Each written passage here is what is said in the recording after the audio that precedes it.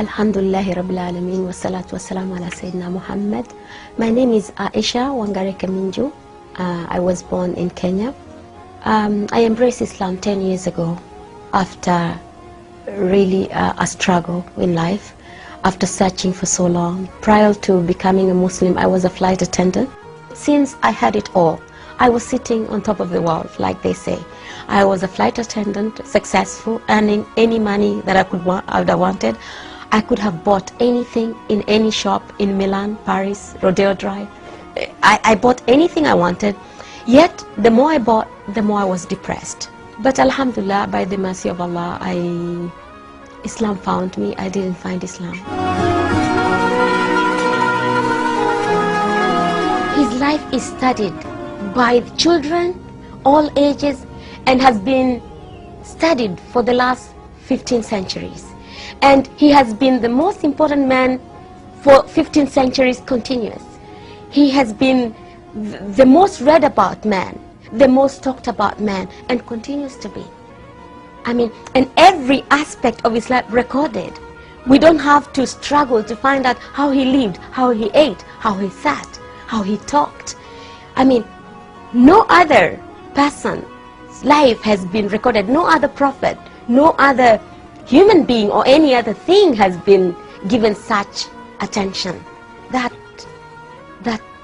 And subhanallah, it would be difficult to choose what part of Prophet Muhammad to talk about. Did I know Muslims?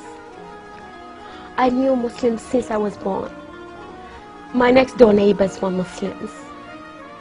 I worked with Muslims. My colleagues were Muslims. My best friends were Muslims. But the saddest thing is they never invited us to Islam. They treated us like those kuffars. Those kuffars. We never saw the Quran. We were not supposed to touch the Quran, you know, those najis.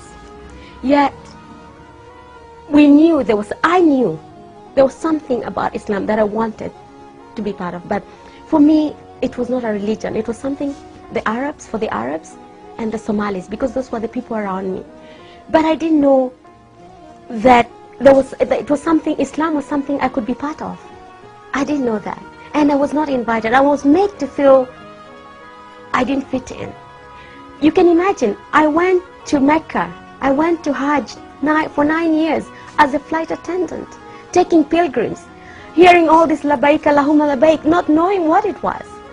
But alhamdulillah, maybe Allah had not meant for me to be a Muslim then, because probably I wouldn't have found the taste I have that now, what I know now that Islam is. But it's very sad that Muslims can have this treasure of Islam and not pass it on.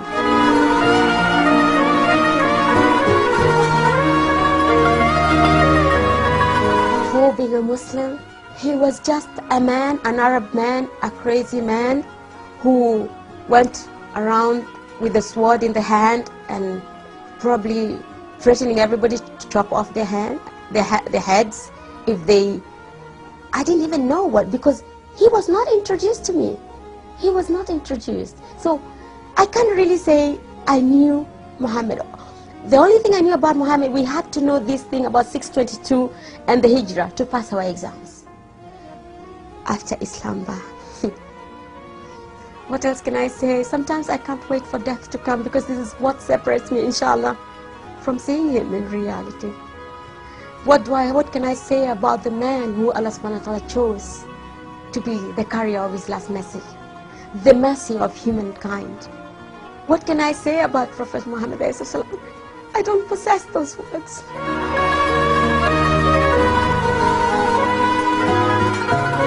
It's not too late. It's not too late just to open their eyes, to look at the world, to look at Islam is the hot topic. Take the advantage.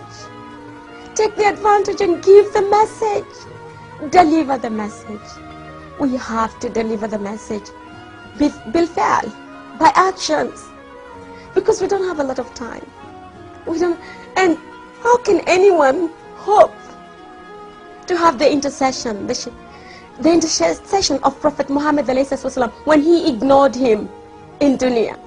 we really can hope that on Yawm al-Qiyamah we will be able to walk with him in the Sirat when we did nothing for him in dunya? It's very simple mathematics.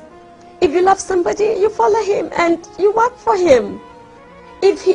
What do you do for your lover? What do you do for your lover?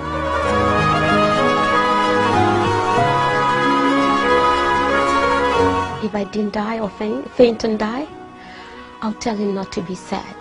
Not to be sad that the Muslims are in such deep sleep, in such deep slumber, did not understand him, and to make dua for us, the Muslims, to wake up and understand the message and work for it, and emulate him and give the message to the world and just let everybody know who this man is.